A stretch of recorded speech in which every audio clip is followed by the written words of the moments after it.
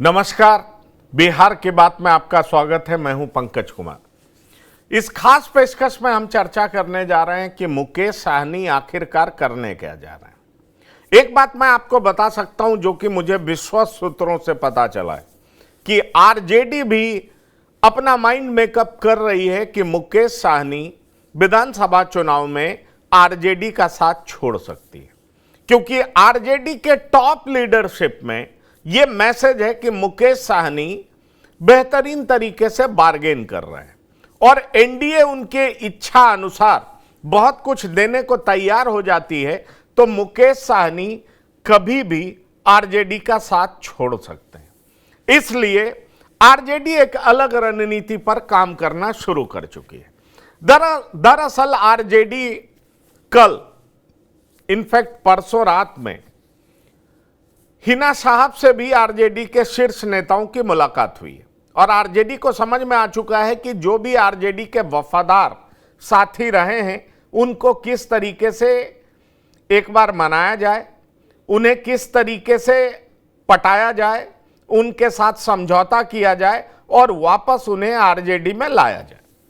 RJD के भीतर और भी सोच चल रही है। दरअसल मैं आपको बता दूं कि विश्वास प्रस्ताव के दरमियान आपको याद होगा कि अनंत सिंह की पत्नी नीलम देवी ने भी आरजेडी का साथ छोड़ दिया था।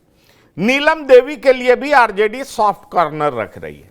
इतना ही नहीं, सूरजगढ़ा से विधानसभा के सदस्य प्रहलाद यादव ने भी आरजेडी के विरोध में मतदान किया था और विश्वास मत में एनडीए का साथ दिया था। आरजेडी उनको भी अपने पाले में लाने का प्रयास कर रही है। तो दरअसल मुकेश साहनी बार्गेन कर रहे हैं और वो एनडीए से क्या मांग कर रहे हैं, मुकेश साहनी को एनडीए से क्या चाहिए और एनडीए मुकेश साहनी को अपने पाले में लाना क्यों चाहती है। एनडीए समझ चुकी है कि मुकेश साहनी की एक ताकत है और लोकसभा चुनाव में जिस तरीके से एनडीए का मत कम हुआ है, अब एनडीए को यह लगने लगा है कि हर विधानसभा चुनाव में मुकेश साहनी की वजह से 5000 वोट का भी फर्क पड़ता है, तो एनडीए को अच्छा खासा नुकसान हो सकता है। मैं ऐसा इसलिए कह रहा हूं क्योंकि 2020 का चुनाव आप याद करिए, एनडीए और महागठबंधन के वोटों में महज 12000 का फर्क था और उस समय मुकेश साहनी भी एनडीए के महागठबंधन के साथ नहीं थे। यह बात तय है। आपको याद होगा बीच प्रेस कॉन्फ्रेंस में उन्होंने महागठबंधन का साथ छोड़ दिया था। ऐसे में सवाल उठता है कि एनडीए किस शर्त पर मुकेश साहनी को अपने पाले में ला सकती है और मुकेश साहनी एनडीए से क्या कुछ डिमांड कर रहे हैं। हम इन तमाम बातों पर चर्चा करेंगे कि आने वाले विधानसभा चुनाव से पहले बिहार में राजनीतिक स्वरूप कैसा होगा, किस तरह का होगा, एनडीए के पाले में कौन कौन होंगे, महागठबंधन का परमानेंट एलाई कौन होगा और महागठबंधन इस बार, खासतौर पर आरजेडी इस बार कांग्रेस को कितनी सीटें देने जा रही है। इन सब चीजों के बारे में हम आपको बताएंगे क्योंकि विश्वस्त सूत्रों से हमारे पास पुख्ता खबर है। इसकी चर्चा भी हम करेंगे, एनालिसिस भी हम करेंगे, क्योंकि हमारे साथ जुड़ने जा रहे हैं कुछ मेहमान जिनसे मैं आपका परिचय करा दूं, जो कि बिहार की राजनीति पर पैनी नजर रखते हैं। हमारे साथ डॉक्टर संजय कुमार जुड़ चुके हैं, राजनीतिक विश्लेषक हैं, बिहार की राजनीति पे पैनी नजर रखते हैं। हमारे साथ विनय कुमार हैं, बिहार के चप्पे चप्पे से वाकिफ हैं और बिहार की राजनीतिक उठापटक को बखूबी समझते हैं। तो इन दोनों मेहमान का स्वागत है। हमारे साथ तीसरे मेहमान भी जुड़ेंगे, चौथे मेहमान भी जुड़ेंगे, उनसे भी हम आपका परिचय कराएंगे, उनका व्यू पॉइंट भी आपके सामने रखेंगे। विनय जी, मेरा सीधा सवाल आपसे है। मेरे पास जानकारी है कि मुकेश साहनी बार्गेन कर रहा है और मुकेश साहनी बार्गेन कर रहे हैं, इस बात की भनक आरजेडी को लग चुकी है। आरजेडी अपना माइंड मेकअप कर रही है कि मुकेश साहनी निकलते हैं तो उसको कंपनसेट कैसे किया जाए। दरअसल मुकेश साहनी अपने पिता की हत्या के बाद जिस तरीके से एनडीए के नेताओं से मिल रहे थे और एनडीए के नेताओं ने जिस तरीके से उनको तवज्जो दिया, आप देखिए प्रधानमंत्री तक का फोन गया उनके पास, तो आप समझ लीजिए कि मुकेश साहनी एनडीए के लिए कितने इंपॉर्टेंट आंके जा रहे हैं। ऐसे में सवाल उठता है कि क्या आप ये देख पा रहे हैं कि मुकेश साहनी कब और कैसे महागठबंधन का साथ छोड़ देंगे और एनडीए के पाले में चले जाएंगे? नहीं, देखिए, जहां तक एनडीए का सवाल है तो एनडीए अपना कुनबा बढ़ाना चाह रहा है। और चूंकि अगले साल चुनाव है बिहार विधानसभा का, निर्धारित समय पर, यही अक्टूबर में चुनाव होना चाहिए, सितंबर अक्टूबर नवंबर के बीच चुनाव होगा बिहार में अगले वर्ष। तो अपनी स्थिति को मजबूत करने के लिए, अपने वोटों को कंसोलिडेट करने के लिए, एकजुट करने के लिए एनडीए इस तरह की चाल चल रही है। एनडीए ने प्रयोग भी किया है, मुजफ्फरपुर के सांसद को केंद्र में मंत्री बनाने का काम किया है। भाजपा ने भी सहनी समाज के लोगों को तवज्जो देने का काम किया, लेकिन सहनी समाज के जो सबसे बड़े चेहरे हैं मुकेश सहनी, उनको अपने पक्ष में लाने की बात चल रही है। और मुकेश सहनी अपनी मर्जी से छोड़कर गए थे, क्योंकि मुकेश सहनी भी एक तरह से थोड़ा भावुक व्यक्ति है, वो ज्यादा बर्दाश्त करने की क्षमता नहीं रखते हैं। राजनीति में थोड़ा सा पेशेंस रखना बहुत आवश्यक होता है। अगर आप पेशेंस रखेंगे तो निश्चित रूप से आप राजनीति में आगे जाएंगे, लेकिन अगर आप पेशेंस नहीं रखेंगे, जज्बात में कोई निर्णय लेंगे, तो कहीं ना कहीं आपको बैकफुट पर, और वही कारण है कि आज मुकेश सहनी बैकफुट पर है, बैकफुट पर है। तो ऐसे में आप कह सकते हैं, आप ऐसे में कह सकते हैं कि एनडीए उनको डोरा डाल रही है और मुकेश सहनी का भी मन डोल रहा है, क्योंकि मुकेश सहनी का जो वोटर है, वो वोटर कहीं ना कहीं एनडीए से अपने को नजदीक पाता है। आप नेता हैं, नेतृत्व कर रहे हैं, लेकिन अपने वोटर के मानस को भी आपको पढ़ना पड़ेगा, अपने वोटर के मानस को भी आपको समझना पड़ेगा। तो जो एनडीए का मानस है, उसी मानस के इनके भी वोटर हैं। हालांकि पिछले लोकसभा चुनाव में ये चले गए थे, लेकिन ये चले गए थे गुस्सा में। इनको कहा जा रहा था कि आप एक सीट से लड़िए। अगर आज वो एक सीट से लड़े रहते, जीतते, तो केंद्र में निश्चित रूप से मंत्री बनते। तो कहीं ना कहीं ये बात मुकेश सहनी के मन में चल रहा है कि मुझसे भी कुछ चूक हुई, कुछ गलती हुई कि हम उस प्रस्ताव को स्वीकार नहीं कर पाए। और जब आरजेडी के साथ गए तो कहने को तो इनको 3 टिकट दिया गया, लेकिन तीनों उम्मीदवार तेजस्वी यादव ने अपना देने का काम किया। यानी अगर वो जीत कर भी जाते तो कितना दिन मुकेश सहनी के साथ रहते, कहना बड़ा कठिन काम था। तो ऐसे में मुकेश सहनी अभी बार्गेनिंग की स्थिति में, वो जानते हैं अगले विधानसभा चुनाव के पहले मेरी महत्ता है, तो हम अपने को जितना मजबूत कर सके, जितना ले सके, क्योंकि जो छोटी पार्टियां होती है उनका यही मानस होता है कि हम ज्यादा से ज्यादा बार्गेन करके अपने कार्यकर्ताओं के लिए, अपने नेताओं के लिए सीट ले लें, उनके लिए कोई संभावना तलाश कर लें, उनके लिए कोई जुगाड़ कर लें। यही मानस होता है छोटे दलों का, और छोटे दल धीरे धीरे अपने को बड़ा करने का काम इसी तरह से छोटी पार्टियां करती है। तो मुकेश सहनी भी इस काम में लगे हुए हैं कि अगर इधर से ज्यादा ऑफर मिलेगा तो इधर चले आएंगे, उधर से ज्यादा ऑफर मिलेगा तो इधर से ऑफर मिलने का गुंजाइश क्या है डॉक्टर संजय? इधर से राज्यसभा सीट मिल नहीं सकता, एमएलसी मिल नहीं सकता, ज्यादा से ज्यादा क्या है, कुछ सीटें मिल सकती हैं विधानसभा चुनाव में लड़ने के लिए। और विधानसभा चुनाव में लड़ने के लिए कुछ सीटें मिल सकती हैं, लेकिन क्या तेजस्वी यादव ने यह अनाउंस किया है क्या कि इनको डिप्टी सीएम बनाएंगे? क्योंकि आपको याद होगा 2020 में भी इन्होंने महागठबंधन का साथ छोड़ा था, तो इसी शर्त पर छोड़ा था कि इनको डिप्टी सीएम का पद ऑफर क्यों नहीं किया गया। इस बात को आप जानते हैं। अब देखिए, इन दिनों इनके पिता की हत्या होती है पिछले दिनों, और जिस तरीके से जेडीयू ने तुरंत एसआईटी बैठा दिया, तमाम बड़े नेता वहां कूच कर जाते हैं, और जो कूच नहीं करते वो फोन करते हैं, नीतीश कुमार फोन करते हैं, प्रधानमंत्री फोन करते हैं। अब आप छोटे बड़े नेताओं की बात कर लीजिए, सभी लोग वहां पहुंचते हैं।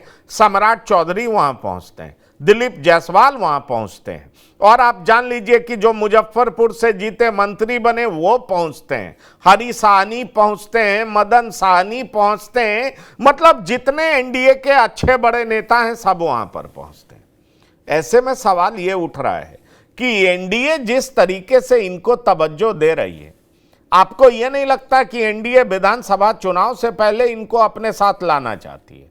और इस बात के लिए नीतीश कुमार भी तैयार दिखते हैं, और नीतीश कुमार तैयार दिखते हैं, और इनको भी दिख रहा है कि अगर एनडीए में बार्गेन करने से उन्हें अगर बेहतर डील मिल रहा है तो क्यों नहीं एनडीए के तरफ जाना चाहिए? क्योंकि ये वीआईपी पार्टी जोर शोर से कहती है, उसके प्रवक्ता कहते हैं हमारे पास 54 लाख वोट है और 54 लाख वोट हम अपने पास रखते हैं, और इस बार जो एनडीए के वोटों में कमी आई है वो वीआईपी पार्टी की वजह से आई है। आपका क्या कहना है?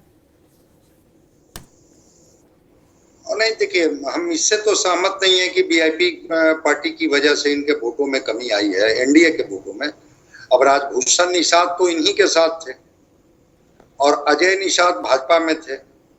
राजभूषण निषाद उतने ही वोट से मुजफ्फरपुर में चुनाव जीते जितने वोट से पिछली बार अजय निषाद जीते थे। तो वीआईपी की वजह से तो राजभूषण निषाद को मुंह की खानी पड़ती और राजभूषण निषाद किनारे हो जाते। ये हेलीकॉप्टर से जितना घूमे, बता दें कि इनके जाने से कहां पर कितना वोट बैक बढ़ गया। हाँ, ये तय है कि बिहार की जो गणित है वो जातीय खांचे में फिट बैठती है, और उस जातीय खांचे में मुकेश सहनी भी एक चेहरा है, जिस चेहरे को भी एनडीए चाहती है कि ये इधर उधर न छिटके, ये हमारे पास है।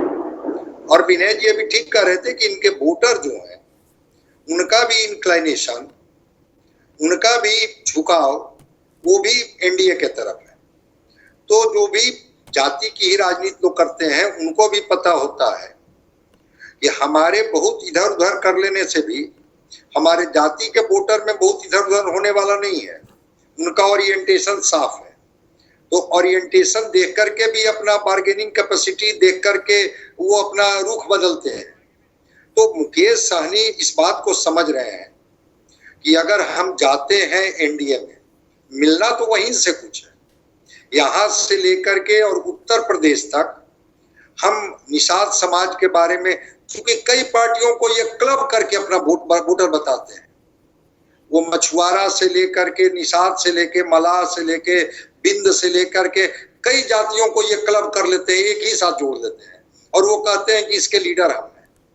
तो उस स्थिति में एनडीए चाहती है कि मुकेश सहनी भी हमारे पाले में आ जाए। और बिल्कुल आपने सही कहा कि पिता की हत्या के बाद बहुत सारी चीजें इनको समझ में आ भी गई। जिस तरह से केंद्र से लेकर के और राज्य स्तर के डिप्टी सीएम जीवेश मिश्रा, सहनी समाज के सारे लोग, स्थानीय एमपी, केंद्रीय मंत्री संजय निषाद उत्तर प्रदेश से वहां पहुंचे और पहुंच करके और इनको कहा कि आप कहां भटक रहे हैं, आप आइए मेरे साथ, आपको फिर हम जगह देंगे। और जगह तो इनको मिली थी, इनको तो एमएलसी बनाया गया था, मंत्रिमंडल में जगह दी गई थी, वही घर से ये टिकट बांट रहे थे पूरे उत्तर प्रदेश का, और फिर वहां से छोड़ करके ये चले गए। तो कहीं तो आपको रास्ता तय करना होगा कि हम कहाँ रहेंगे। हाँ, एनडीए चाहती है कि मुकेश सहनी आ जाए और मुकेश सहनी भी चाहते हैं कि हम एनडीए में चले जाएं, क्योंकि वहां थोड़ा स्पेस है, यहाँ स्पेस कम है। वहां कई नेता हैं जो जमीनी हकीकत को आरजेडी में और इंडिया में समझते हैं। मुकेश सहनी जी को वो डिप्टी सीएम तो छोड़ दीजिए, टिकट भी कितना मिलेगा और वो टिकट इनके होंगे कि वो टिकट आरजेडी के होंगे, पार्टी इनकी होगी और उम्मीदवार किनके होंगे सबको पता है। लोकसभा में तो वही उम्मीदवार थे, एक सहनी उम्मीदवार बता दीजिए ना जो 3 इनको मिला उसमें। तो टिकट का कैंडिडेट आरजेडी तय की, टिकट आरजेडी तय की, भाई पार्टी इनका था, सिंबल इनका था, परिणाम क्या हुआ सबको पता है। तो मुकेश सहनी जी हम समझते हैं कि वहां कंफर्टेबल होंगे एनडीए में, और एनडीए भी चाह रही है कि हमारे पाले में आ जाए। बिल्कुल जो आपके पास खबर है उस खबर में दम है। मेरी तो यहाँ तक जानकारी है कि इनको कहा गया है कि आपको हम एकोमोडेट करेंगे, कैसे एकोमोडेट करेंगे ये हम पर छोड़ दीजिए, निर्णय आपको लेना है। तो देखते हैं क्या ये निर्णय लेते हैं। नहीं, निर्णय आप करिए, ये बात बिल्कुल ठीक है, लेकिन एक बात देखिए कि इनका इंपॉर्टेंस किस तरह का, भले ही इनके पास एक सीट भी नहीं आया हो। प्रवीण बागी जी भी हमारे साथ जुड़ गए, आपका बहुत बहुत स्वागत है। प्रवीण बागी जी, हमारे पास पुख्ता खबर है कि मुकेश साहनी बार्गेन कर रहे हैं और बार्गेन वो एनडीए के साथ कर रहे हैं। आरजेडी को भनक लग चुकी है कि मुकेश साहनी आरजेडी का साथ छोड़ सकते हैं अगर उन्हें एनडीए में बेहतर डील मिलता है तब। और इसीलिए आरजेडी क्या कर रही है कि अपने पुराने साथियों को फिर से अपने साथ जोड़ने की कवायद में जुट गई। जैसे हिना साहब से उनकी बातचीत हुई, आपको पता है। साथ ही साथ अनंत सिंह की पत्नी को भी वापस लाने का प्रयास किया जा रहा है, ये मैं आपको बता दूं। साथ ही साथ प्रहलाद यादव, जिन्होंने विश्वास मत के दौरान एनडीए को वोट किया था, उनको भी अपने साथ जोड़ने का प्रयास किया जा रहा है आरजेडी के द्वारा। चौथी बात मैं आपको बताऊं कि तेजस्वी यादव 15 अगस्त के बाद जो यात्रा करेंगे और पूरे बिहार का यात्रा करेंगे और उस यात्रा में ठीक है एनडीए सरकार को एक्सपोज करेंगे, लेकिन यह चर्चा भी बहुत जोरों का है कि किस तरीके से अब राजपूतों पर फिर से फोकस किया जाएगा, क्योंकि राजपूत समाज अब एनडीए से नाराज है और खासतौर पर बिहार से कोई इस बार केंद्र में मंत्री बना नहीं है। और इतना ही नहीं, भूमिहारों को भी साधने के लिए पहले से कहीं ज्यादा टिकट आरजेडी भूमिहारों को भी देगी। ये तमाम कवायद आरजेडी इसलिए करने का अब सोचने लगी है क्योंकि आरजेडी को समझ में आ चुका है कि मुकेश साहनी रिलायबल साथी नहीं है। जिस तरीके से उनका एनडीए के साथ बार्गेन चल रहा है, एनडीए अपने कुनबे को बढ़ाने में जुटी हुई है, एनडीए के साथ वो कभी भी जा सकते हैं। ऐसे में मेरा एक सवाल आपसे बड़ा सीधा है, जिस तरीके से इन्होंने मल्लाहों के हाथ में गंगा जल रखवा करके कसम खिलवाया था कि अगर आरक्षण जो दल नहीं देगा आपको, शेड्यूल कास्ट में नहीं रखेगा, तब तक आप बीजेपी को वोट नहीं करेंगे। क्या आपको लगता है कि इनकी बात पर बीजेपी तैयार हो जाएगी कि ठीक है हम उनको शेड्यूल कास्ट में ले लेंगे, जैसा कि ये कहते हैं कई राज्यों में ऐसा हुआ है, लेकिन मल्लाहों के साथ बिहार में नहीं हुआ, उत्तर प्रदेश में नहीं हुआ, और इसलिए ये बात एनडीए बीजेपी मान लेगी और उसी शर्त पर ये आएंगे, जैसा कि इनके प्रवक्ता, इनकी पार्टी के लोग जोर जोर से कहते रहे हैं कि हम मर जाएंगे पर इस बात पर समझौता नहीं करेंगे। आपको क्या लगता है?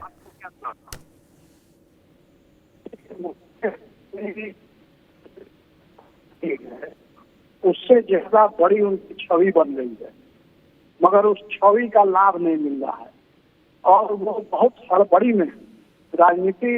लंबे समय तक आपको राजनीति करनी है तो हड़बड़ी से काम नहीं चलता है। मगर नीतीश कुमार ने जो नई शैली की राजनीति एक इजाद कर दी है कि कभी इधर कभी उधर, जिधर फायदा दिखे उधर चले जाओ, उसी शैली का अनुकरण कई लोग बिहार में अब करने लगे। उसमें एक उपेंद्र कुशवाहा भी, वो भी कभी इधर कभी उधर करते हैं। नए नए उस क्लास स्कूल में नाम लिखाने वाले मुकेश साहनी, ये भी इधर उधर करते रहते हैं। तो ऐसे नेताओं का न कोई पक्ष भरोसा नहीं करता है, न उन्हें अपना विश्वसनीय साथी मानता है। मगर चुनाव की मजबूरियों के तहत अपने साथ लोग कोशिश करते हैं कि जोड़ लें, और मुकेश साहनी को 3-4 बार मौका मिला, उन्होंने पूरी ताकत लगाई अपनी, मगर रिजल्ट कुछ नहीं दे सके। उनके पास स्थिति यह है कि देने को उम्मीदवार भी उनके पास नहीं है। पिछली बार विधानसभा चुनाव जो हुआ था उसमें भाजपा ने अपने उम्मीदवार दिए, तब वो चुनाव लड़के जीत गए। इस बार जो लोकसभा का चुनाव हुआ उसमें राजद ने उम्मीदवार दिया, तो उसको इन्होंने लड़ाया। तो जिस पार्टी के पास अपना चुनाव लड़ने का चेहरा नहीं हो, उम्मीदवार नहीं हो, उस पार्टी का भविष्य क्या होगा? ये जरूर है कि इन्होंने पैसा अच्छा कमाया है फिल्म इंडस्ट्रीज में, मुंबई में, तो उस पैसे की राजनीति ये कर रहे हैं। अभी चुनाव में ये चर्चा, लोकसभा चुनाव में ये आम थी कि जो हेलीकॉप्टर उड़ रहा है जिसमें तेजस्वी के साथ ये रोज उड़ते थे, उसका सारा खर्च इन्होंने दिया। और जिस चीज पे आप लोग अनुमान लगा रहे हैं कि ये एनडीए में जाने वाले हैं, वो उनके पिताजी की मौत के बाद जो लोग श्रद्धांजलि देने गए, संवेदना व्यक्त करने गए, उससे अंदाज आप लोग लगा रहे हैं कि वो एनडीए में जाएंगे। तो ये एक शिष्टाचार मुलाकात थी। सभी दलों के नेता गए, राजद के भी गए, भाजपा के गए, दूसरे दलों के गए, सभी दलों के नेता गए जो उनको पहचानते नहीं थे। अभी नई सांसद बनी है शामिल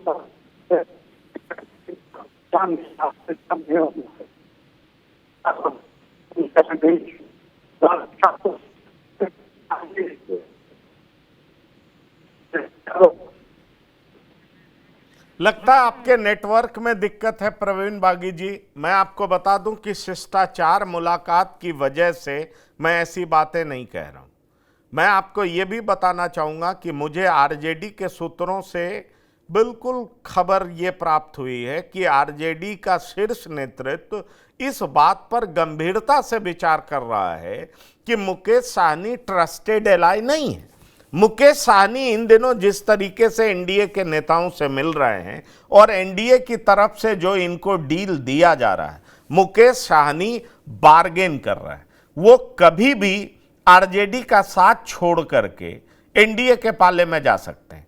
इसलिए मैं आपको बताऊं कि आरजेडी ने ये कवायद तेज कर दी है कि जो भी आरजेडी के पुराने साथी, वफादार साथी रहे हैं, जो किसी वजह से आरजेडी का साथ छोड़ करके अलग रास्ते पर चल पड़े हैं, उनको साथ जोड़ने की कोशिश में आरजेडी जुट गई। और इसी कवायद में हिना साहब से आरजेडी के शीर्ष नेता मिलते हैं और हिना साहब के साथ क्या बातचीत होती है ये भी हम आपको बताएंगे। हिना साहब ने कहा नहीं, हमें एमएलसी और राज्यसभा ये सब बात की बात है, हमें बस इतना इंश्योर करिए कि सिवान की राजनीति में आप जो भी फैसला लेंगे वो आप हमसे पूछ करके लेंगे। क्योंकि लोगों के बीच में यह मैसेज चला गया है कि मोहम्मद शहाबुद्दीन के गुजरने के बाद मोहम्मद शहाबुद्दीन के परिवार का कोई राजनीतिक वजूद नहीं रह गया और हम अपना राजनीतिक दबदबा उसी तरीके से कायम रखना चाहते हैं जैसे पहले था। यह बात और है कि उनको एमएलसी का ऑफर दिया गया, उनको विधायक बनने का ऑफर दिया गया कि आप यहां से लड़िएगा, ये करिएगा, लेकिन हिना साहब ने दो टूक में कह दिया कि नहीं, ये सारी बातें अलग है, पर पहले ये इंश्योर करिए कि सिवान की राजनीति जैसे पहले हमारी मर्जी से चलती थी वैसे ही चलेगी, बिना हमारे सलाह मशविरा का आप कोई फैसला नहीं करिएगा। और दरअसल लालू प्रसाद इसके लिए तैयार भी हो गए। लालू प्रसाद सिर्फ इसी बात के लिए तैयार नहीं हुए, लालू प्रसाद ने कई तरह की योजनाएं बनाई। उनमें एक ये भी है कि अनंत सिंह की पत्नी को दोबारा आरजेडी में कैसे जोड़ा जाए। प्रहलाद यादव के लिए सॉफ्ट कॉर्नर दिखा रही है आरजेडी, और साथ ही साथ राजपूतों को ज्यादा से ज्यादा टिकट देने के बारे में सोच रही है आरजेडी, क्योंकि उनको लग रहा है कि राजपूत एनडीए से नाराज हैं और विधानसभा चुनाव में हमारे साथ आ सकते हैं। डॉक्टर विनय जी, मैं सीधा सा सवाल आपसे करना चाहूंगा, क्या आपको लगता है कि आरक्षण के मुद्दे पे जो कड़ा शर्त पब्लिक के बीच में मुकेश साहनी ने रखा है वो एनडीए मान लेगी, बीजेपी मान लेगी? क्या आपको ऐसा लगता है? मुझे तो नहीं लगता। दरअसल राजनीति में दिखाने के दांत कुछ और होते हैं और खाने के कुछ और होते हैं। इस आड़ में ये मांग सकते हैं कि मुझे डिप्टी सीएम अनाउंस करिए, ये मांग सकते हैं कि मैं कम से कम 40 सीट पे लड़ूंगा, 30 सीट पे लड़ूंगा, आपको इतना देना पड़ेगा, इस तरह की बात ये कर सकते हैं। क्योंकि एक बात आपको खुल करके बता दें विनय जी, इन्हें बहुत ऐतराज हुआ था जब ये दिल्ली में थे और चिराग पासवान को 5 सीटें आवंटित की गई थी, एनडीए की तरफ से दिया गया था। ये काफी नाराज थे। इनका कहना था कि चिराग पासवान से राजनीतिक हैसियत मेरी ज्यादा है और मैं 1 सीट पर कैसे मान जाऊंगा। तो ऐसे में सवाल उठता है कि चिराग पासवान से ज्यादा सीटें क्या इनको बीजेपी दे देगी? क्या आपको ऐसा लगता है? क्या आपको लगता है कि बिहार में डिप्टी सीएम के रूप में इनको प्रोजेक्ट किया जा सकता है क्या? या जो आरक्षण की बात ये करते हैं वो आरक्षण की बात केंद्र सरकार मान लेगी, राज्य सरकार मान लेगी, नीतीश कुमार मान लेंगे? क्या ऐसी संभावना आपको दिखाई पड़ती है?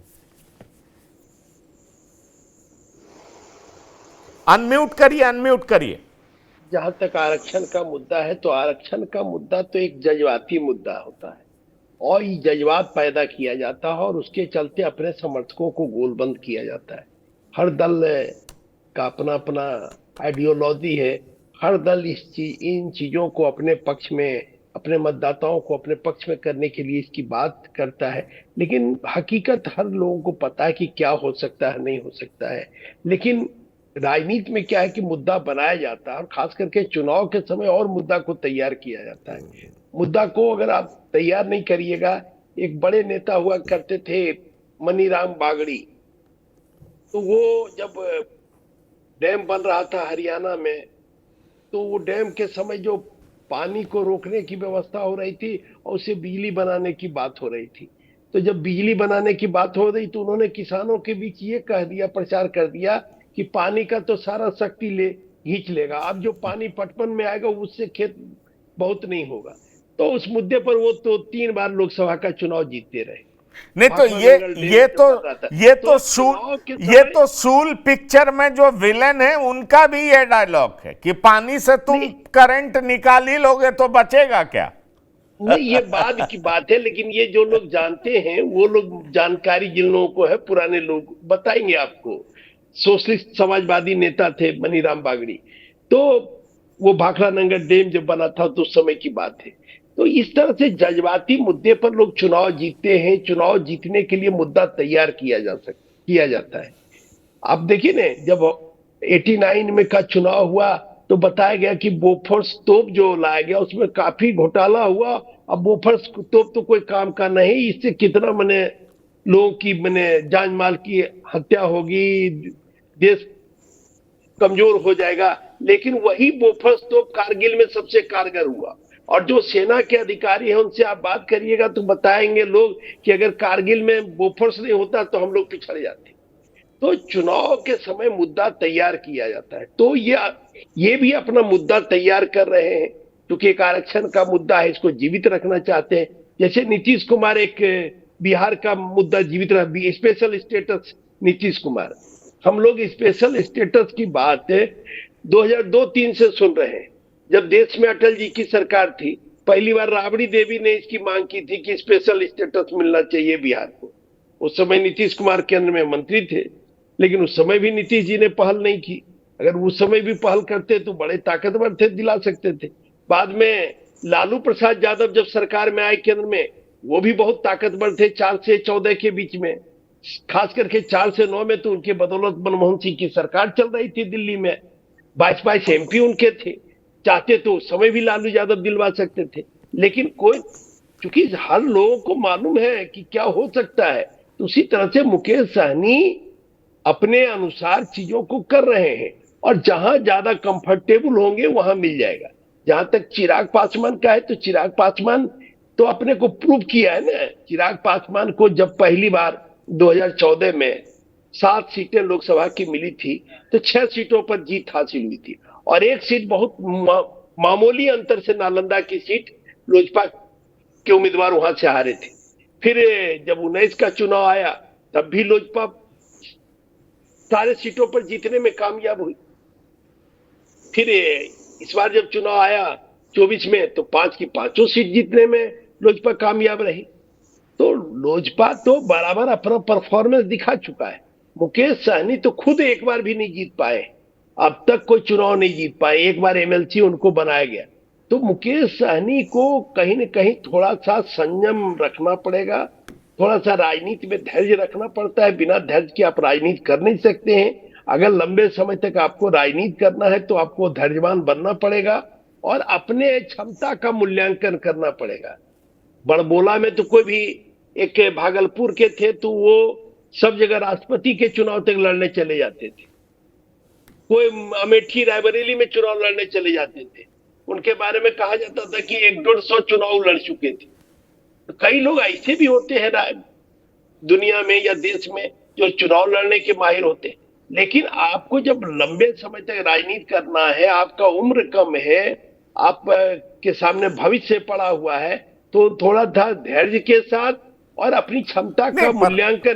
पर धैर्य तो मुकेश सहनी के पास तो कभी दिखा नहीं है।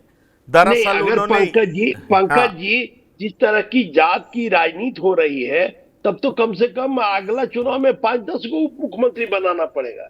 मुस्लिम समाज अलग कह रहा है कि मेरा मुख्यमंत्री होना चाहिए, भाई मुस्लिम समाज का क्या दोष है? उसका भी तो 16-17% वोट है बिहार में। हरिजन समाज का क्या दोष है? दलित जिनको आप कहते हैं, अनुसूचित जाति कहते हैं, उनका भी 20% के आसपास वोट है। 17% से ज्यादा वोट है। मैं आपकी बात से सहमत हूं। जब से प्रशांत किशोर की एंट्री हुई है, मैं चाहूंगा डॉक्टर संजय आए, प्रशांत किशोर की एंट्री हुई है, उसके बाद कई ऐसे नेता जिनको इन दो पार्टियों में जगह नहीं मिल पा रहा था, गठबंधन में जगह नहीं मिल पा रहा था, उनके भीतर भी उम्मीदें तो जगी ही है कि उनको बेहतर डील मिल सकता है प्रशांत किशोर के साथ। देखिए, आनंद मिश्रा को टिकट नहीं मिला, आनंद मिश्रा उधर चले गए। ऐसे कई नेता हैं जो उधर जा रहे हैं और कहा जा रहा है कि प्रशांत किशोर राजनीतिक ताकत के रूप में जिस तरीके से उभर रहे हैं और उन्होंने एक पॉलिसी ला दी है कि हर साल एक अलग अलग बिरादरी से नया अध्यक्ष होगा, तो हर जाति का लोग एस्पिरेशनल तो हो ही रहा है। और मुकेश सहनी जिस तरीके से कई जातियों को मिला करके अपने आप को नेता प्रोजेक्ट कर रहे हैं और बड़े नेता के तौर पर उनको एनडीए देख नहीं रही है, तो क्या कारण है कि संजय निषाद उत्तर प्रदेश से दौड़े चले आते हैं? डॉक्टर संजय, उनके पिता की हत्या नहीं होती है और वो पहुंच जाते हैं संजय निषाद उत्तर प्रदेश के समर्थन दे रहे हैं योगी सरकार को और वो यहां पर मौजूद होते हैं, बाकायदा उनके पिता को कंधा देते हैं।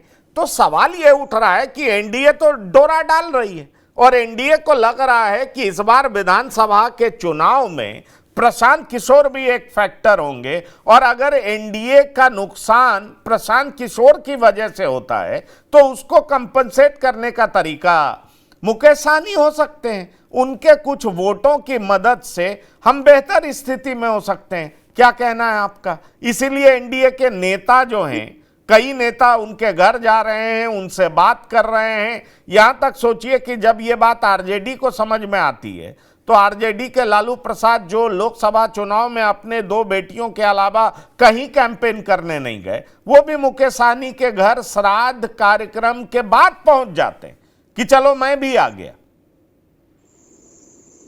नहीं, बिल्कुल बिल्कुल मुकेश सहनी को लोग देख रहे हैं उस तरह से कि मुकेश सहनी अगर हमारे पाले में आते हैं तो एक सिंबॉलिक ही सही, लेकिन एक उस समाज में एक मैसेज जाएगा कि मुकेश सहनी जी को हमने अपने पाले में ले आया।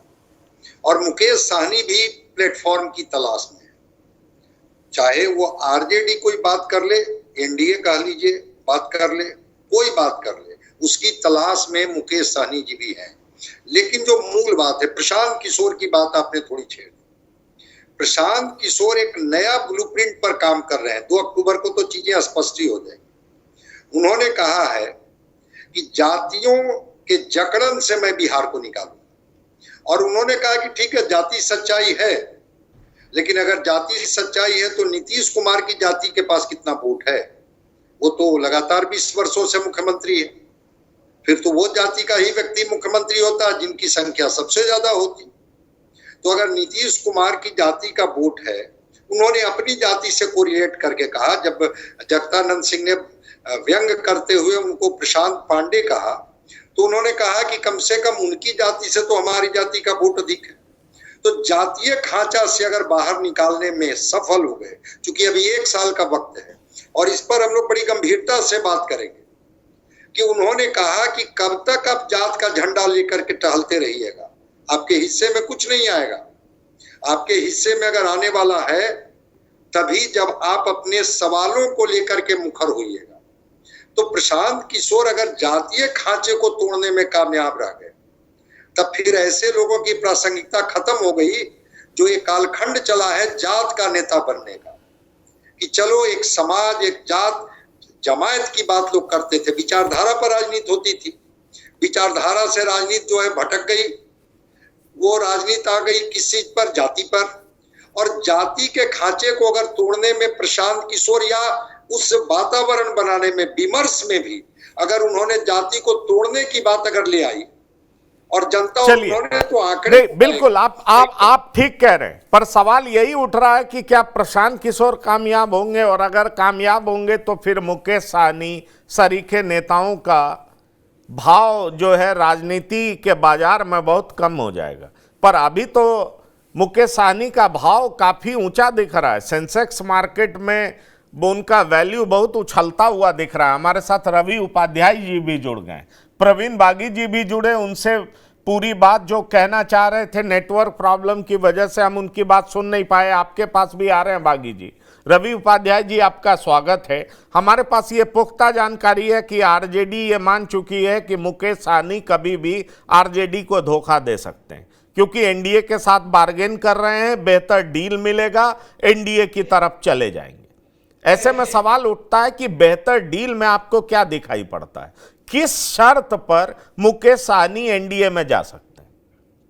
मैं आपसे यह पूछना चाहता हूं, क्योंकि आरक्षण की बात तो ठीक है, एक इमोशनल इशू है, विनय कुमार जी ने कहा, क्योंकि राजनीति में दिखाने के लिए होता कुछ और है। लोग दिखाते हैं कि मैं इस इशू के लिए लड़ रहा हूं जो कि ज्यादातर पब्लिक से जुड़ा होता है, पर दिखाते हैं पब्लिक इशू के लिए लड़ रहा हूं, पर प्रमोट अपने इंटरेस्ट को करते हैं। और सफल राजनीतिज्ञ वही होता है जो अपने इंटरेस्ट को पब्लिक इंटरेस्ट से जितना व्यापक पैमाने पर जोड़ सके, वही सफल राजनीतिज्ञ होता है। तो मैं वही सवाल आपसे कर रहा हूं कि आपको क्या दिखाई पड़ रहा है? क्या एनडीए तैयार हो जाएगी कि मल्लाह को वो शेड्यूल कास्ट में ले ले? मुझे तो इसकी संभावना दिखाई नहीं पड़ती है। अगर ऐसा नहीं होता है तो क्या एनडीए तैयार हो जाएगी कि इनको डिप्टी सीएम दे दे? मुझे भी इसकी संभावना कम दिखाई पड़ती है। ऐसे में सवाल उठता है कि मुकेश सहनी कौन से डील पे मान जाएंगे और एनडीए क्या इनको ऑफर कर रही होगी? देखिए पंकज जी, इस बार का लोकसभा चुनाव बहुत मॉनिटरली आप भी ऑब्जर्व किए, हम लोगों ने भी देखा बहुत करीब से।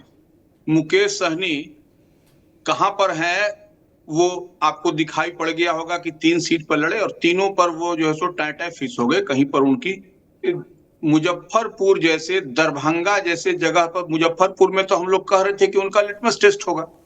मुजफ्फरपुर में क्या स्थिति रही यह किसी से छिपी हुई नहीं है। दरभंगा जो उनका गृह जिला जिसको कहते हैं, जहां दावा करते हैं, वहां पर भी उनकी स्थिति क्या है। वह खगड़िया चले जाइए, खगड़िया में भी क्या।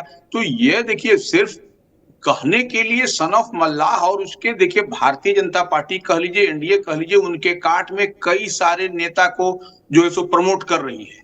अभी उन्हीं की पार्टी से आए राजभूषण निषाद को आप देख लीजिए कि कहां पर ले जाकर के कैसे उनको केंद्र में मंत्री बना दिया गया और जगह जगह बिहार में वह घूम रहे हैं, वह अपनी पैठ बना रहे हैं। तो यह देखिए, सन ऑफ मल्लाह सिर्फ कहने से नहीं होगा, वोट कितना, ट्रांसफर कैपेसिटी आपके पास में क्या है। और एक बात समझना पड़ेगा आपको कि सन ऑफ मल्लाह जो मुकेश सहनी है, विधानसभा चुनाव में एक बार भारतीय जनता पार्टी के साथ आए थे। वो भारतीय जनता पार्टी के साथ में रह करके मजा उचक चुके हैं।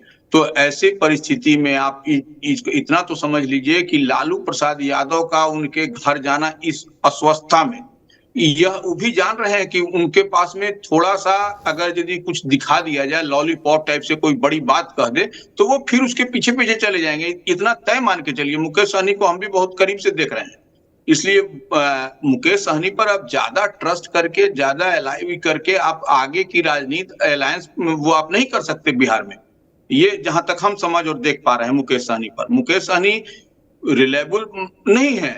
मुकेश सहनी को सिर्फ आप 5 सीट, 7 सीट, 4 सीट, वो देखिए, वो 3 सीट वो जो लिए, देखिए गोपालगंज की सीट आप देखिए, गोपालगंज की सीट में लोकसभा में वो लड़े, वहां अंतिम क्षण तक वहां पर वो किस तरीके से वहां पर कौन सा लास्ट में किसको दिए टिकट, ये किसी से छिपा नहीं है।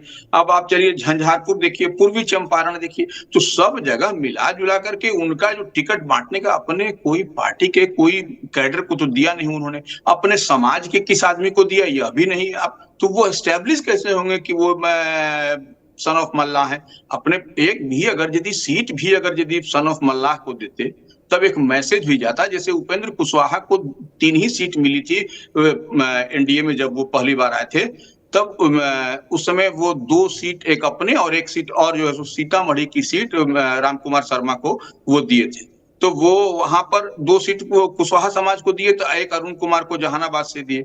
तो ये एक मैसेज गया, भाई उपेंद्र कुशवाहा समाज के नेता हैं, 3 सीट मिली है, 2 सीट उन्होंने कुशवाहा को दिया, तो कुशवाहा में एक पैठ बनी। तो ये तो इस तरह का काम तो करते हुए दिखाई नहीं पड़ रहे हैं आपको मुकेश सहनी। सिर्फ सन ऑफ मल्लाह कहने से तो नहीं होगा। और पिछली बार आप देखे ही थे कि किस तरह से चुनाव के समय में तेजस्वी के साथ बगल में महिषी होटल में यहाँ पर मरियम बैठे छुरा भोंकते हुए निकल के चले गए। तो उम्मीद उनकी इस बार भी यही है कि इस बार के विधानसभा चुनाव में 35 से 50 सीट उनकी पार्टी को मिले विधानसभा में, जो कि होने नहीं जा रहा है। जी, होने नहीं जा रहा है। और प्रवीण बागी जी, यही मैं अभी थोड़ी देर पहले कह रहा था कि जब लोकसभा का टिकट बंट रहा था, मतलब गठबंधन हो रहा था, और एनडीए में मेरे पास विश्वस्त सूत्र से यह पता है कि जब नीतीश कुमार और बीजेपी साथ नहीं आई थी तो इनके पास ऑफर भेजा गया था 3 टिकट का, इन्होंने रिफ्यूज कर दिया था। और बाद में जब नीतीश कुमार और बीजेपी साथ आए तो ये दिल्ली में डेरा डाले हुए थे, ये टिकट चाह रहे थे और इनको टिकट नहीं दिया गया, पार्टी ने मना कर दिया। और बाद में ये कहने लगे कि हमने आरक्षण पे कोई समझौता नहीं किया और इसलिए हम एनडीए के साथ रहे नहीं, और फिर ये महागठबंधन में चले गए। अब फिर से सवाल, और उस दरमियान जब एनडीए की तरफ से चिराग पासवान को 5 टिकट ऑफर किया गया तो इनके भीतर भारी नाराजगी थी। इनका यह मानना है, क्योंकि आप इनकी पार्टी के कई नेताओं से बात करिए तो वो कहते हैं कि 54 लाख वोट हमारे पास है और वीआईपी बड़ी पार्टी है, हमारी हैसियत चिराग पासवान से ज्यादा है, तो फिर हमें 1 सीट क्यों ऑफर किया जाता है, जाने की बात की जा रही है। ये मैं लोकसभा के दरमियान की बात कह रहा हूं। सवाल ये उठ रहा है कि ये सारी बातें ये रिलायबल नहीं है, ये महागठबंधन भी मान रहा है, एनडीए भी मान रहा है, क्योंकि कभी ये एनडीए में रहे, कभी महागठबंधन में रहे, फिर एनडीए में आए, फिर महागठबंधन में आए। लेकिन एक बात ये भी तो तय है कि खुद चुनाव जीत नहीं पाए। ये भी तय है कि एनडीए के साथ रहे तो बीजेपी ने अपने उम्मीदवारों को इनके चुनाव चिन्ह पर उतार दिया, और बाद में जब इनके पार्टी में टूट हुई तो सारे लोग, सवर्णा सिंह वगैरह सारे लोग, राजू सिंह, ये सारे लोग चले गए बीजेपी के साथ। अब ऐसे में सवाल उठता है कि एक बार फिर एनडीए को क्या इनमें दिखाई पड़ रहा है। मेरी जानकारी में एनडीए के भीतर यह डर व्याप्त हो गया है कि प्रशांत किशोर एनडीए को ज्यादा नुकसान पहुंचा सकते हैं, क्योंकि कई सारे अपर कास्ट लीडर्स या वैसे लीडर्स जिनको महागठबंधन और एनडीए में ठीक ठाक जगह नहीं मिल पा रहा है, टिकट की गारंटी नहीं है, वो प्रशांत किशोर की पार्टी में जा रहा है और उससे नुकसान एनडीए को हो सकता है। इसलिए अगर मुकेश सहनी को जोड़ लिया जाए और हर विधानसभा चुनाव क्षेत्र में 2-4 हजार 5 हजार वोट का भी फायदा होता है तो एनडीए के लिए स्थिति बेहतर होगी, और इसीलिए इन पर डोरा डाला जा रहा है। क्या कहते हैं बागी जी आप? प्रशांत किशोर वाला जो एक एंगल है वो जरूर बिहार की राजनीति को प्रभावित करेगा, और प्रशांत किशोर के सक्रियता से, उनके उदय से तमाम दलों में खलबली है। और आपने देखा होगा कि राजद को बजाबता पत्र जारी किया उसके प्रदेश अध्यक्ष ने कि कोई उनके कार्यक्रम में ना जाए, उनकी मीटिंगों में ना जाए, उनके पार्टी में शामिल ना हो, और जो जाएंगे उन पर कार्रवाई होगी, अनुशासनिक कार्रवाई होगी। तो उसके पीछे वजह यह थी कि राजद से बड़ी संख्या में लोग वहां जा रहे थे, दूसरे दलों से भी लोग जा रहे हैं, भाजपा से भी जा रहे हैं, नीतीश कुमार की पार्टी से भी बहुत लोग वहां गए हैं, और जिनको कहीं राजनीति में जगह नहीं मिली वैसे तमाम जो नौजवान हैं या राजनेता हैं वो सब उससे जुड़ रहे हैं, और वो एक नई उम्मीद बनकर उभर रहे हैं प्रशांत किशोर। तो वो सिर्फ एनडीए का वोट नहीं काटेंगे, वो सभी राजनीतिक दलों का, क्योंकि उनका तो अपना कोई वोट है नहीं, वो तो सब समाज को एक साथ जोड़ने की कोशिश में लगे हुए हैं। और ठीक उसी तरह जैसे केजरीवाल ने दिल्ली में किया, एकदम नए नए आए और छा गए, सब स्थापित दलों को वहाँ पानी पिला दिया उन्होंने।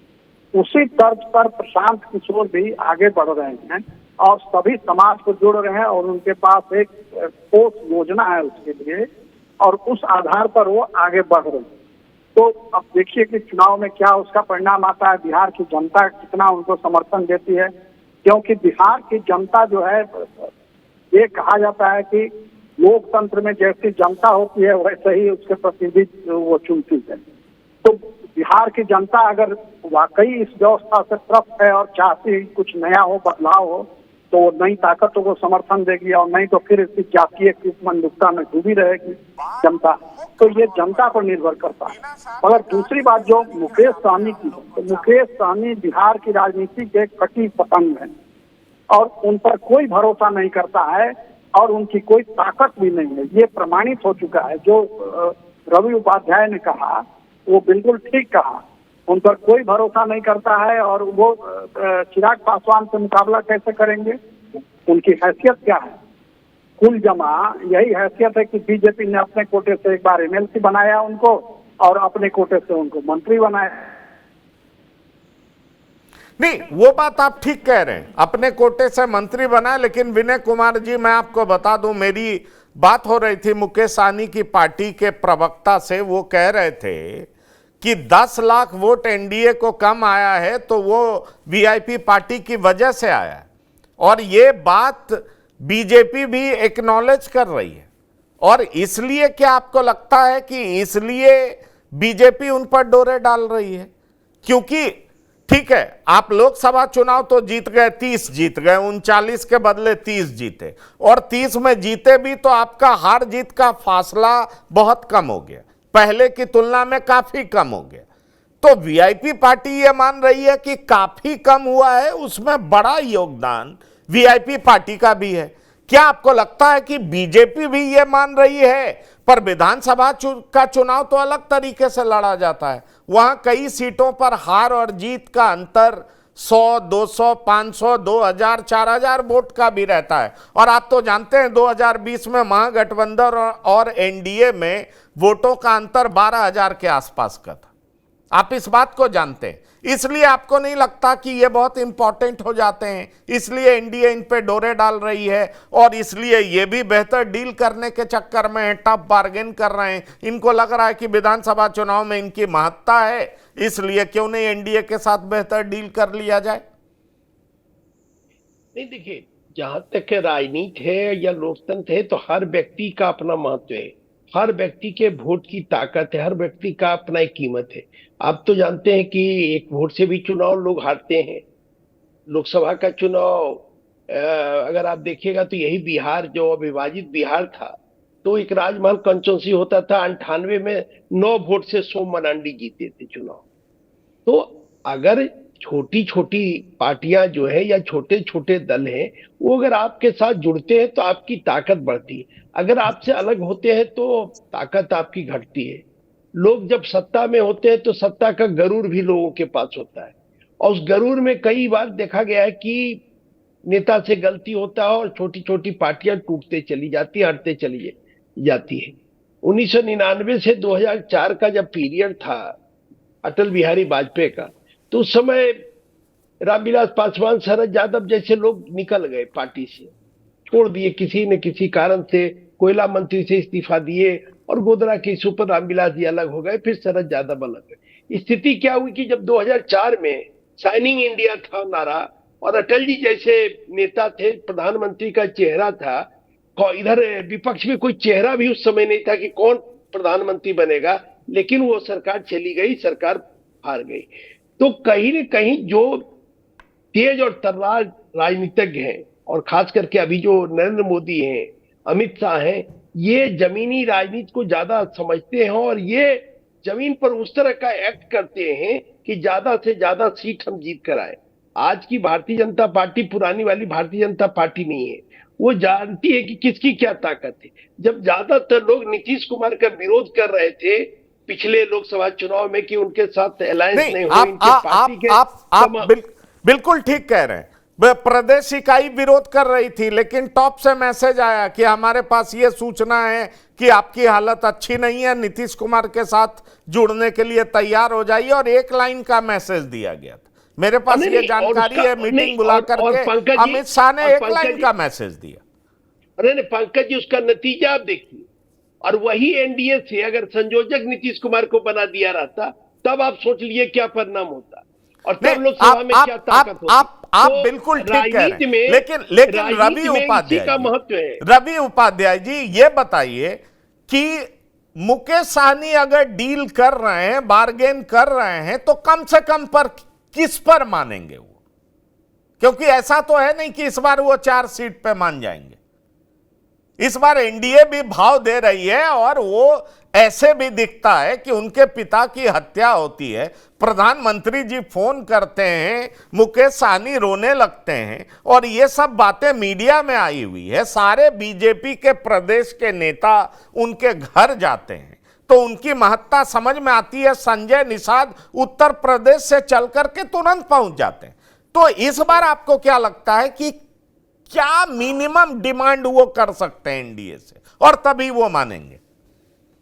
देखिए पंकज जी, जो वीआईपी की पार्टी के जो सोर्सेज हैं और एकदम हम आपको सही बता रहे हैं, आप भी इसको क्रॉस चेक कर सकते हैं कि देखिए आप वो लोग की मंशा है कि हमको इस बार महागठबंधन से, इंडिया ब्लॉक से हमको 40 से 50 सीट चाहिए।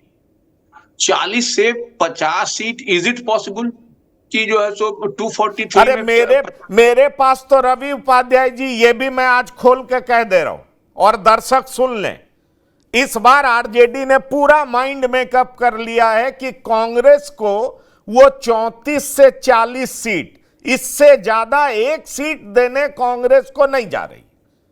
जो पिछली बार 70 सीट के आसपास दिया गया था, 68 सीटें, इस बार आरजेडी ने इस पर भी तय कर लिया कि हम कांग्रेस को 34 से 40 सीट देंगे, इससे ज्यादा नहीं देंगे। क्या आपको लगता है कि कांग्रेस से ज्यादा राजनीतिक हैसियत वीआईपी पार्टी की है और इसलिए ये 40 से 50 सीट वीआईपी पार्टी को दिया जाएगा और साथ ही साथ इनको डिप्टी सीएम का पद भी ऑफर किया जाएगा? हमने तो लोकसभा चुनाव के किसी कैंपेन में तेजस्वी यादव के मुंह से नहीं सुना, भले ही दोनों साथ घूम रहे थे, मछली खा रहे थे, संतरा खा रहे थे, और लेकिन हमने साफ तौर पर नहीं सुना कि ये डिप्टी सीएम होंगे विधानसभा चुनाव में। नहीं, देखिए वो सब कुछ नहीं होने जा रहा है। इनको बहुत इनको 15 सीट अगर यदि मिल जाए तो ये बहुत बड़ी बात मान लीजिए आप, क्योंकि देखिए इस बार जो है सो वाम दलों का एक बड़ा अलायंस इनके पास में है और सीपीआई-एमएल जो है, सीपीआई-एमएल के पास में वोट है। वो आपको सीपीआई-एमएल एक ऐसी मजबूत पार्टी है जिसको मैक्सिमम सीट इस बार मिलेगा। हमको लगता है कि वो वीआईपी से अधिक सीट माले को इस बार दिया जाएगा, क्योंकि उस पिछली बार का जो चूक हुआ है इस बार चूक नहीं होने जा रहा है। तो इस लिहाज से आप देखिएगा कि आरजेडी इस बार वाम दलों को प्रेफरेंस देगी और मुकेश सहनी, ठीक है आप साथ में हैं तो हैं। आप देखिए पिछले दिनों आपने देखा कि मुकेश सहनी अपने पिता जीतन सहनी की हत्या के मामले को लेकर के जिस तरह से वो उनका शेड्यूल देखिए, आप अगर यदि उनके शेड्यूल पर जाएंगे तो वो अपने गांव दरभंगा में जो थे वो सिर्फ मात्र 3 दिनों का कार्यक्रम था, लेकिन जैसे जैसे बड़े बड़े नेताओं का फोन आने लगा और वहां पर लोग जाने लगे, फिर उनका प्रोग्राम एक्सटेंड करते गया और फिर वो अंतिम करके श्रद्धांजलि करके के बाद वो पटना आए, जहां पटना में फिर जो तेजस्वी जाकर के मिले और अन्य नेता जाकर के यहाँ मिले। तो वह देखिए अब हमको नहीं कहनी चाहिए, कई बातों को हम नहीं कह सकते, बाध्यता भी है कुछ हमारी, लेकिन इतनी बात तो समझ लीजिए कि 10 से 15 सीट से उनको ज्यादा नहीं मिलने जा रहा। आपने अपनी बात कह दी, क्विक आंसर चाहूंगा डॉक्टर संजय, क्या आपको लगता है 15 सीट पे मान जाएंगे, आरक्षण भूल जाएंगे, डिप्टी सीएम का पद भूल जाएंगे और मुकेश सहनी तैयार हो जाएंगे? 15 सीट काफी है उनके लिए? क्विक आंसर दीजिएगा, समय की सीमा पार कर चुके हैं। नहीं, आरक्षण तो देना इनके बस में नहीं है, क्योंकि आरक्षण तो राष्ट्रपति चिन्हित करती हैं, केंद्र चिन्हित करता है कि कौन सी जातियां शेड्यूल कास्ट में आएगी। इसलिए मुकेश सहनी कहने लगेंगे तब तो फिर पूरे देश के लोग कहेंगे कि हमको भी शेड्यूल कास्ट में शामिल कीजिए। तो आरक्षण तो ये भूले हुए हैं।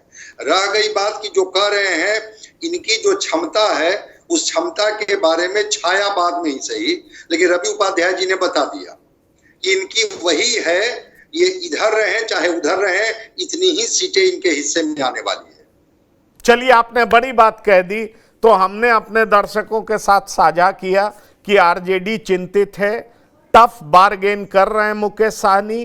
अब देखना दिलचस्प होगा कि मुकेश सहनी कब और कैसे एनडीए के साथ जाते हैं, या उनकी डील तय नहीं हो पाती है, बन नहीं पाती है, तो वो आरजेडी के साथ जाएंगे। ये मैं नहीं कह रहा हूं, आरजेडी के सूत्रों से मुझे बात ये पता चली है। आरजेडी के टॉप लीडरशिप ने माइंड मेकअप कर लिया है कि मुकेश सहनी आरजेडी को कभी भी धोखा दे सकते हैं और पाला बदल सकते हैं। डिपेंड करता है कि एनडीए की तरफ से उनको बेहतर डील क्या मिलता है। बिहार की बात में इतना ही। प्रवीण बागी जी आपका, विनय कुमार जी आपका, रवि उपाध्याय जी आपका और डॉक्टर संजय कुमार आपका इस प्रोग्राम में शिरकत करने के लिए बहुत बहुत धन्यवाद और शुक्रिया। तो बिहार की बात में इतना ही। ताजा तरीन खबरों के लिए आप लगातार देखते रहिए TV9। धन्यवाद, नमस्कार।